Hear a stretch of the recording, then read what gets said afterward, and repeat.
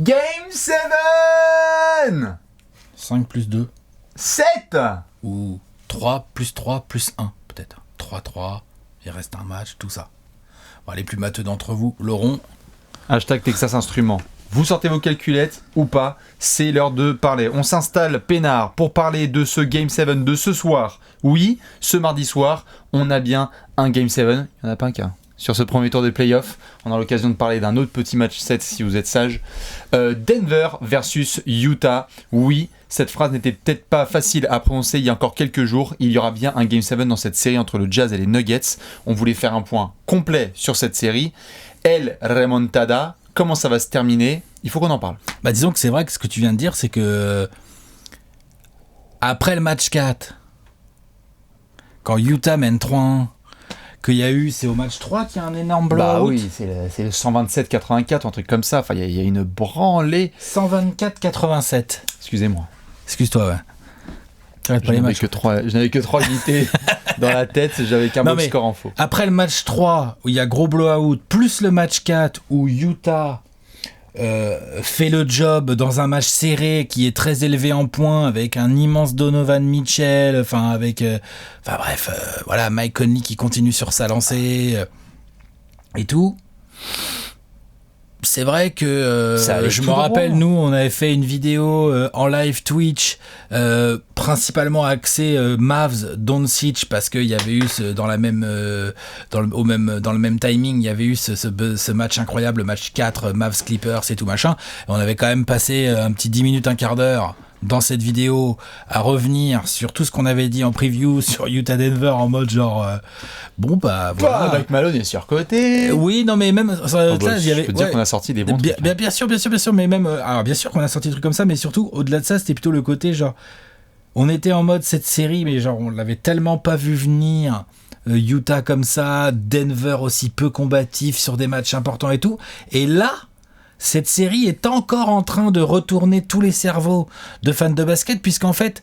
C'est une série en 9. C'est-à-dire que, franchement, moi, à 3-1 Utah, je pensais pas que Denver pouvait avoir ça encore en lui, et du coup se mettre lui-même à faire déjouer le Jazz. Mais c'est normal, c'est normal.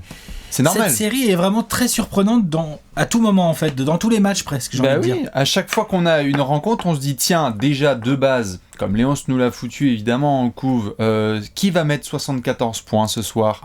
Donovan Mitchell ou Jamal Murray? Parce qu'on a vraiment deux énormes cracks qui sont en train de faire des dingueries. PS, on va en parler en long et en large, les gars sont en train de faire des séries. Si c'était dans des marchés un tout petit peu plus ouverts médiatiquement, on serait tous à plat ventre avec ce qui est en train de se passer d'avoir ces deux gars. C'est ouf.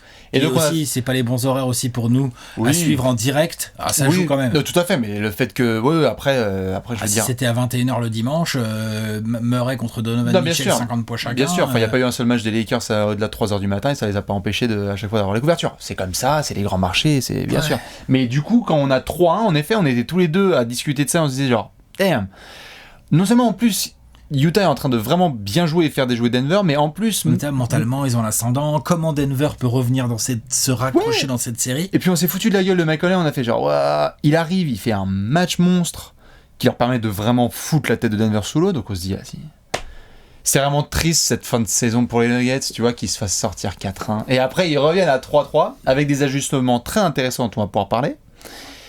Et je sais pas par quoi tu voulais commencer. On peut commencer soit par côté Denver ou soit côté Utah. On peut commencer par les Nuggets peut-être qui ont quand même une dynamique assez folle. Du coup les Nuggets, non seulement t'as la sensation maintenant qu'ils ont retourné un petit peu la dynamique et le momentum de la série. Je dis pas qu'ils vont forcément gagner le Game 7, je veux dire par là que dans le body language, là, ce match 6 m'a beaucoup plus plu par rapport à tout ce qu'ils ont proposé avant dans la série. Bien sûr. On les sentait beaucoup plus dedans. On sent que, comme tu l'as dit, les ajustements, notamment en termes de rotation tout simple, c'est-à-dire que Michael Porter Jr. a laissé sa place de titulaire à Jerami Grant. Très très bon ajustement déjà. Ça va les rookies, mais on se calme. Ouais, Jerami Grant qui est clairement moins naturellement skilled que Porter Jr. en attaque, c'est sûr. Évidemment. Par contre, qui est plus expérimenté, surtout bien meilleur en défense. Ouais. Ça n'a ça n'a pas de... non. C'est sans commune mesure. Et c'est pas pour manquer de respect à MPJ, hein, qui a beaucoup de talent, on s'est bien touché sur lui pendant la défensivement, bulle. sur cette série, Voilà. on savait un peu, on se disait putain de l'autre côté du terrain. Là, sur cette série, waouh, il y a eu des choses, genre t'es là, tu fais attends. Moi, j'en veux plus à Jokic personnellement, mais t'es obligé de blâmer un peu le rookie, parce que évidemment. même si t'es jeune, vas-y quoi. Et donc évidemment, blâmer aussi Mike Malone, dont on a pu parler, dont on va reparler, parce qu'on se disait, ok, très bien sur la bulle, sur la fin de saison régulière, on voit des très gros matchs de Michael Porter Jr. Et la série, il la démarre dans le 5. Bien sûr. Et il y a, tout à fait, il y a de la production offensive qui est intéressante. Comme tu le dis, là en défense, ça n'allait pas du tout. La complémentarité de ce front de courte, Jeremy Grant, Paul Millsap, Nikola Jokic, quel que soit le joueur qui n'est pas trop en apport offensif, leur permet défensivement et en globalité à eux trois de vraiment maintenir Denver à un très très bon niveau. Alors qu'on avait vu, Rudy avait fait des matchs en début de série qui étaient absolument ouf. Rudy quand même, c'est quel match où il fait une dinguerie en première mi-temps? Il y a le blowout. Ouais, voilà, dans le blowout, Rudy fait une première mi-temps absolument incroyable. Le blowout, les leaders du blowout côté Utah, c'est Conley et Rudy. Hein. Je dis pas que Donovan n'a pas fait un bon match, parce que je dis, mais juste, tu vois, c'est eux qui insufflent ça. C'est assez impressionnant. Pour revenir sur Denver, effectivement, parce qu'en plus Denver, l'utilisation de Paul Millsap, il joue finalement des minutes relativement restreintes sur cette série. Donc au départ, Jeremy Grant, il est plus en mode je rentre à la place de Paul Millsap. Là. Finalement, vu qu'il est passé titulaire, mais tu t'en rends compte sur le match 6. Porter Jr., qui pourtant sur le match 6 a vraiment pas été efficace en attaque. Mais il a fait des efforts en défense. Et du coup, il a le temps de jeu. Il a ses 30 et quelques minutes en sortie de banc. Et du coup, c'est un ajustement que je trouve assez intéressant, puisqu'il est utilisé différemment. Je pense qu'il lui a été demandé des choses différentes. Et c'est assez rassurant sur le joueur. Ça veut dire qu'ok, il a peut-être des œillères et tout, on se fout de sa gueule, mais il a aussi certaines capacités à se laisser coacher. Ah oui, bien sûr. C'est assez intéressant. Il respecte la hiérarchie. Ouais. Ça, c'est bien. Retour de Gary Harris. Ça leur a fait du bien. Le match 6, là, je les ai sous les yeux, là. Non, c'est au match 5 qu'il est dégueulasse offensivement. Au match 6, Michael Porter Jr., il est à 5 sur 11 au tir, il y a 15 points au final. Ouais, il a essayé en défense. C'est au match 5 alors. Attends, bouge pas, il y en a un des deux. Il y en a un des deux. Parce que Millsap joue une vingtaine de minutes, ça c'est sûr. Millsap a dû jouer une vingtaine de minutes. Ouais, c'est ça. Porter Jr. 1 sur 7 en 28 minutes de jeu. Ouais. 1 sur 7, 0 sur 5 de loin dans le match 5. Donc ils étaient menés 3-1. Dos au mur, fallait gagner. Ils ont gagné ce match de 12 points, donc c'est quand même plutôt bien, avec un Michael Porter Jr. dégueulasse en attaque, mais 12 rebonds et le meilleur plus-minus en sortie de banc. Oui, bien sûr. Donc c'est assez intéressant. Tout à fait, il a contribué en défense, c'était pas mal. Le retour de Gary Harris aussi, ça a boosté les troupes, mine de rien, parce que il l'adore, Harris. Combien de fois il a été loué en début de saison pour mettre certains gros attaquants dans sa popoche. Il y avait beaucoup de mèmes qui étaient créés sur Gary Harris, qui avait Luka Doncic, qui avait du Devin Booker, qui était de passage, etc. Donc son absence, au-delà de ses capacités défensives, créer une espèce de situation un peu de mal-être à Denver. Là, sa réinjection en sortie de banc au dernier match leur a vraiment donné un coup de boost, d'où la dynamique. Même, je crois que ça fait 2 matchs. Ouais, voilà. Enfin, en tout cas, il a joué sa vingtaine de minutes au dernier match. Et c'est vrai que ça leur a fait vraiment du bien, parce que du coup, tu as un peu plus d'harmonie dans la production de Denver. Il y a moins ce côté montagne russe qu'on a pu voir en début de série. Ouais. Ce qui leur permet de revenir. Moi, j'ai dit de la merde. Je corrige juste ce que j'ai dit. Le match dont je parle, où Michael Porter Jr., c'est moi qui me mélange, je suis même pas foutu de cliquer sur les bons liens. Le match dont je parle, où Michael Porter Jr. Est dégueulasse en attaque, mais il fait vraiment le taf défensivement et au rebond, c'est le match 6. C'est le dernier, c'est bien ce qui me semblait. Je me suis mélangé en cliquant. Non, mais c'est ça, il a réussi à contribuer dans la partie sans être juste une arme offensive. Et ça, c'est bien de la part de MPJ. C'est vachement intéressant, et c'est surtout très réconfortant par rapport aux possibilités qu'a Denver. Bien sûr. Gary Harris, donc réintroduit au match 6. Le Joker a fait son boulot aussi. Ouais, ah oui. Il a au moins 30 points là. Oui, bien sûr. C'est quand même sérieux. Et on l'attend aussi, Jokic, parce que lui, on peut en parler. Bah, c'est la production qui est attendue. Hein. Non seulement la production, mais surtout l'attitude. Ouais. Dans les matchs où ça va pas, les blow-out ou les défaites un peu serrées, au-delà même de ce qu'il n'a pas réussi à faire techniquement et qu'on a l'habitude de le voir faire, entre sa défense, le body language et cette façon permanente de toujours vouloir chipoter et faire ouin-ouin auprès des arbitres, il est serbe. Du coup, il en devient exécrable.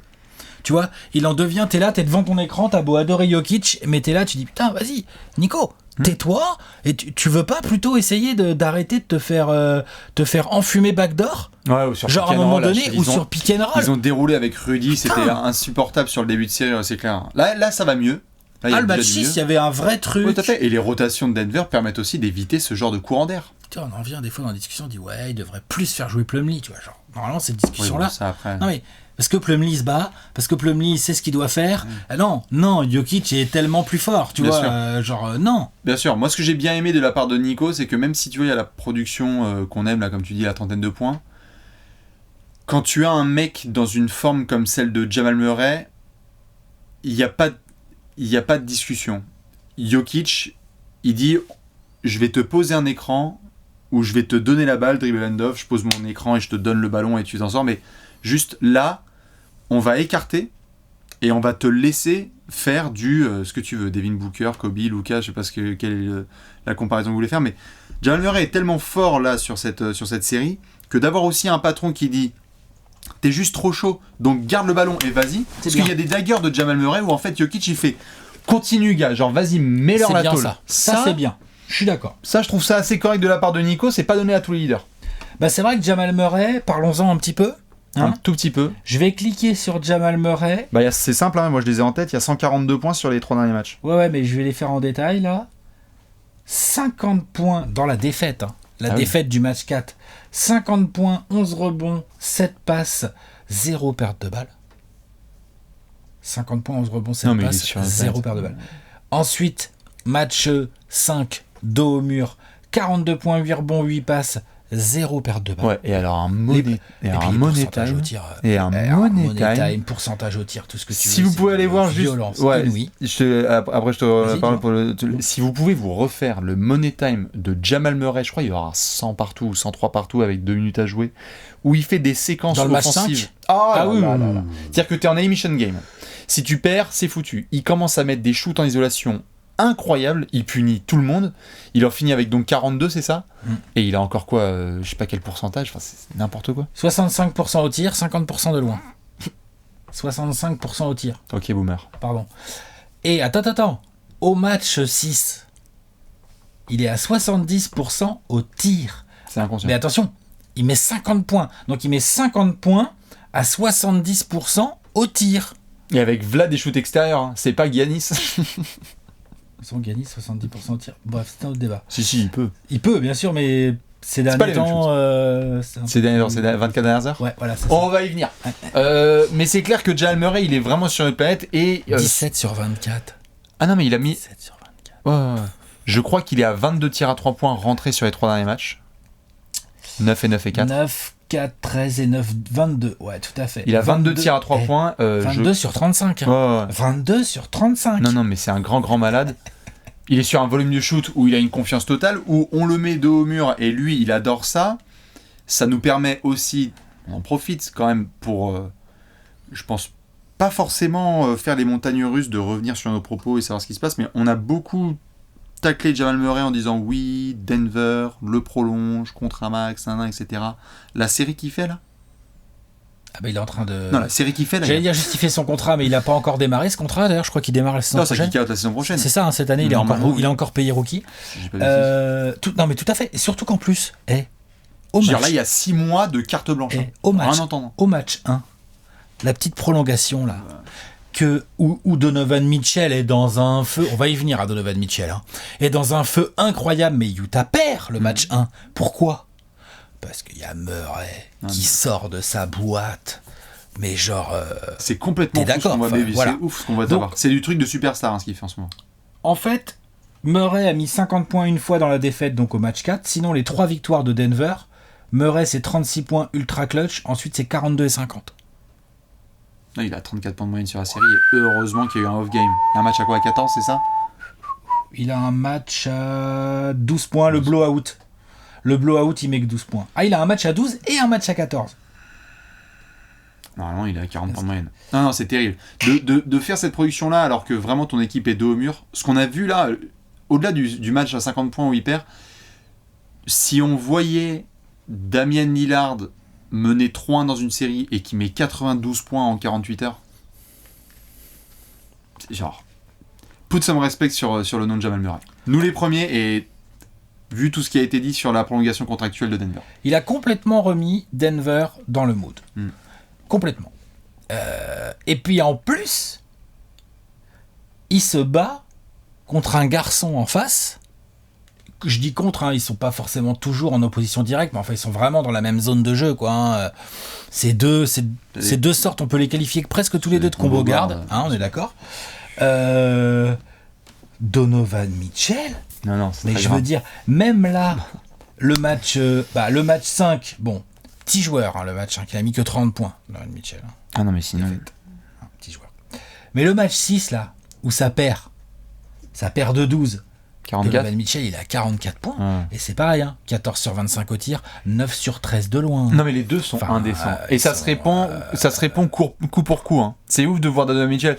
Il y a la production. C'est historique tout ça. Tout à fait. Ah, on est complètement dans l'histoire. De toute façon, 50 contre 50, là, c'est historique, ça, je crois. Hein. Ah, bah, de toute façon, c'est. 50 points contre 50 points, là, le match. C'est lequel, le match 4 ?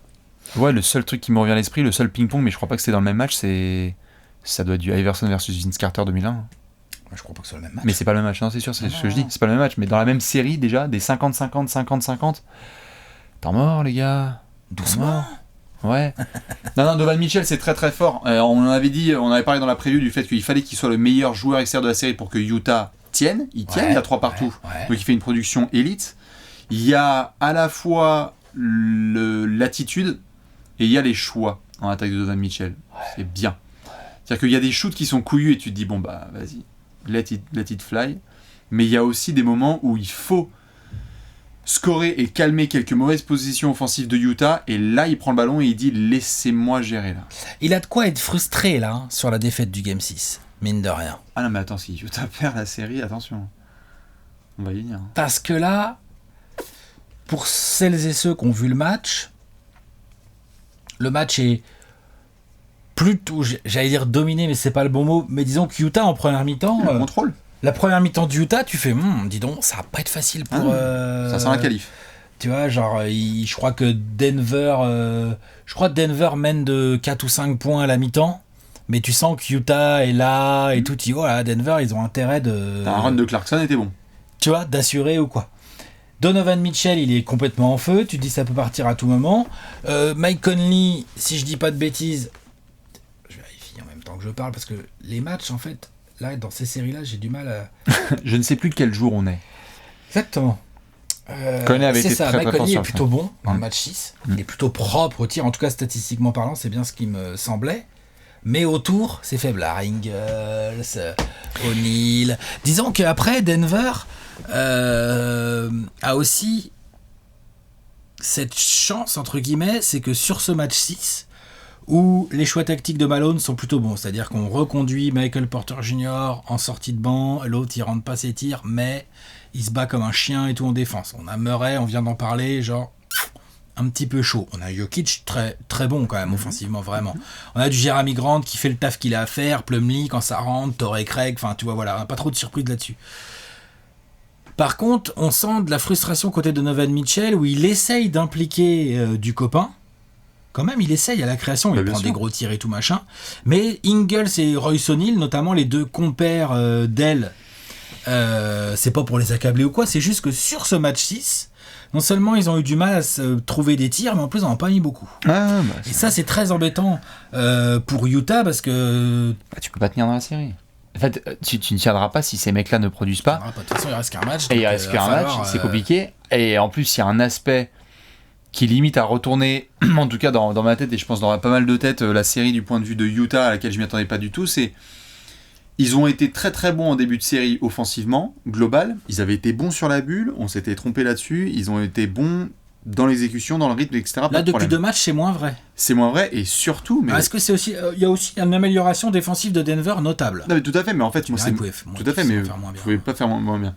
Mais c'est surtout de l'autre côté. C'est-à-dire que Utah, si tu regardes la philosophie de la physionomie de leur victoire, Denver, sur leur récent succès, ils sont à plus de 50% au tir et à 3 points et peu de balles perdues. Je veux dire, la pression défensive aussi de Utah doit être revue. Parce que tu as des joueurs de talent, mais comme tu viens de le dire avec Joe Ingles et avec Royce O'Neal ou d'autres gars, tu ne peux pas jouer à un shootout avec Denver.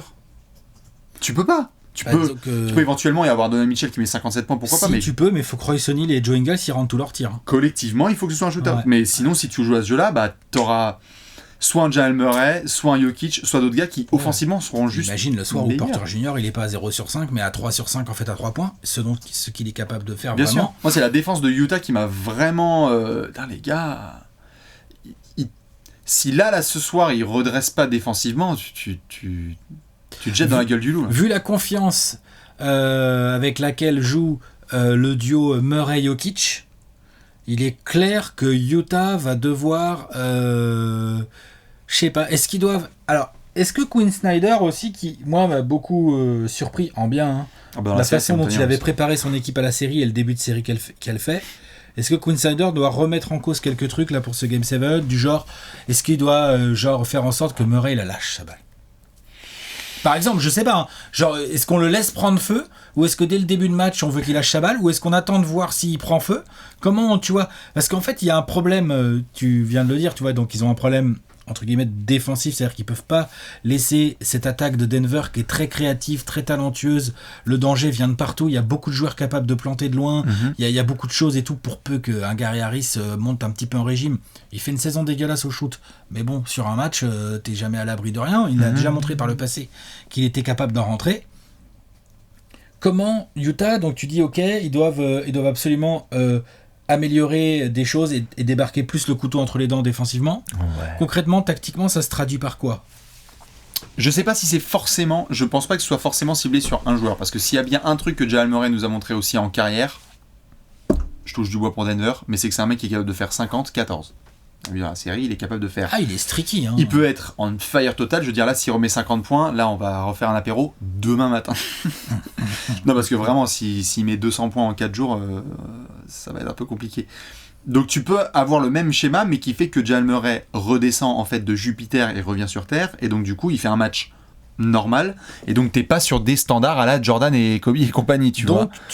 Donc, je suis pas sûr. En fait, je pense que la pression, elle est collective. Surtout, je trouve que Denver s'installe trop facilement offensivement. Mais c'est un peu les reproches qu'on avait fait de l'autre côté à la défense de Denver sur les premiers matchs. Où on disait, ça s'est ajusté. Vas-y, Jokic, tu vois, j'ai parlé des backdoors, toi t'as parlé des pick and roll, on a parlé de Michael Porter Jr. qui fait oh mince, ah bah Royce O'Neal il est layup, ah bah oui, tu vois, genre voilà, tu vois, non, voilà, donc ça évidemment on en a parlé. Je dis pas que Utah est dans ces travers là, Utah est quand même plus sérieux que ça, ils montrent pas ça. Par contre t'as raison, ils ont un équilibre à trouver à ce niveau là où ils doivent retrouver un peu d'attaque, un peu plus de scoring, Ingles, Royce O'Neal notamment. Mais effectivement, ils doivent aussi réfléchir à comment tu fais en sorte quand même que cette attaque de Denver ne prenne pas trop le feu, parce que quand elle prend le feu, on l'a vu là, Donovan Mitchell a beau être en mode Dwayne Wade, mi-Dwayne Wade, mi-Michael Jordan, ça perd. Tu vois, genre c'est chaud quoi. Tu pourras pas tenir. Tu peux te faire punir par PJ Dozier et d'autres gars. Enfin, t'as perdu le Game 7 là-dessus, ok, bon bah désolé, storytelling, voilà, il y a un mec qui a pris feu. Mais tu peux pas avoir un mec aussi chaud comme Jamal Murray, certes, mais surtout une équipe, comme tu l'as dit, qui est dans une bonne dynamique, et ne pas les presser. On est sur un Game 7, la saison peut être terminée demain. Si Utah n'est pas appliqué défensivement, moi je vais être là, mais genre... Ça marche pour Denver aussi, quelque part, t'es d'accord? Tout à fait, mais Utah a vraiment, en tout cas, on en parlait beaucoup tout au long de la saison et l'été dernier, on était là genre, ok, ils ont donc récupéré McConley, ils ont Rudy Gobert, Donovan Mitchell est capable défensivement. Royce O'Neal et Joe Ingles, ça peut bien défendre. C'est pas contre Denver, c'est juste que Utah, d'identité, nous a montré qu'ils étaient capables d'être lockdown. Ce soir, faut le montrer. Dans cette série, ils l'ont pas trop montré. Et ils ont été capables parfois, d'être lockdown. Bah c'est le match du blowout, ils sont... c'est pas non plus lockdown, mais en tout cas, ils mettent Denver dans il y a un truc mental où ils prennent le dessus mentalement. C'est ça. Ça, c'est vrai. Question, d'après toi, c'est Mike Malone ou c'est Quinn Snyder qui fait la meilleure série pour l'instant? Oh putain, j'étais revenu avec ce genre de série, c'est horrible comme question. Non, mais attends, c'est 7. Pour toi, là, il y a 3-3. Est-ce que tu préfères la façon dont Quinn Snyder a réussi à magnifiquement préparer Utah pour bien entamer la série et mettre une pression phénoménale malgré la défaite au Game 1 sur Denver, ok? ou est-ce que tu valorises quand même plus ce que vient de faire Mike Malone, où il a réussi à remobiliser le groupe quand même, et à faire péter de l'ajustement tactique, ce qui est pas dégueu non plus. Hein. Non, Mike Malone, on a parlé d'intégration de Jeremy Grant, ça j'ai bien aimé, donc je lui donne un tout petit chouille sur la dynamique. Mais sur la dynamique, c'est sûr, les mecs viennent de gagner 2 fois. Bien sûr. Donc je la donnerai à Malone. Ah, ok, je comprends. Mais c'est vraiment, je sais pas toi. Snyder, franchement, il m'a surpris. Moi, je pensais pas que Utah avait ça dans le ventre, là, ce qu'ils viennent de montrer sur le début de série. Ok, ils viennent de perdre 2 fois, mais je trouve que c'est surtout dû au fait. Plus que Utah qui a baissé de pavillon, c'est plus Denver qui a vraiment joué un peu comme on les attendait. Ouais, comme un top 3 de conférence, quoi. Donc, non, je sais pas trop, ouais. Peut-être un petit Quinn Snyder quand même, qui exploite à fond là, les qualités de son groupe. Ah bah oui, non, mais de toute façon déjà il y a un game set dans cette série. Qui l'avait annoncé, vu les dynamiques qu'on avait en début de playoff? Bah si j'en crois ce que je lis dans certaines de mes mentions, beaucoup le de Utah monde. Desert News, ouais c'est ça. Ouais. Oh trash talk, arrêtez de dire de la merde, lol. En même temps c'est le jeu. Et en même temps c'est comme franchement, ça. Là-dessus, il y a pas de souci, j'en veux même pas aux gens. Je trouve ça normal, au contraire, même ça nous permet de discuter. Allez-y. Et il faut reconnaître que cette série Denver-Utah est hallucinante de rebondissements. Bien sûr. C'est un thriller, la série en elle-même. Ça, je veux bien ceux qui l'ont annoncé. Hein. Le 3-1, c'est ça. 3-3, des mecs à 80 points moyenne. C'est pas genre on se rend coup pour coup, c'est pas 1-1, 2-1, 2-2, 3. Non. C'est genre Utah et ensuite Denver. Non, c'est clair. Tu vois, c'est. Je crois qu'il va falloir qu'on se penche sur un pronostic. Et vous devez évidemment le faire vous aussi. Pourquoi ? Parce que demain matin, Capture Screen, on le met. Vous pouvez mettre le score final. Mais c'est surtout l'équipe qui va... Est-ce qu'on a un blow 3-1 lead de Utah ? Ou est-ce qu'on a Denver qui n'arrive pas à finir la remontada ? Tu as le temps de réfléchir si tu veux. On a tous les éléments en place. Moi j'ai l'impression quand même que... En plus Denver, ils ont déjà perdu au match 7 l'année dernière. Contre les Blazers. En demi de conf. Bon, c'est pas du tout les mêmes circonstances. Hein. À l'époque, Denver avait l'avantage du terrain, était favori plus ou moins quand même de ce Game 7, et ils sont tombés sur Michael Jordan Colum. Ça arrive à des gens. Je pense et j'espère pour eux. C'est pas contre Utah, c'est plutôt j'espère pour eux que Denver, cette expérience va être positive et que donc ils vont savoir s'en servir et gagner ce Game 7. Voilà, j'ai tendance quand même à voir Denver continuer sur sa lancée, profiter de son momentum, peut-être pas avec un Murray après comme tu dis, si l'autre il remet 50 points, voilà, mais avec un bon Murray, un bon Jokic, mais surtout en fait juste un collectif un peu plus prêt. Mais bon, honnêtement, c'est pas non plus...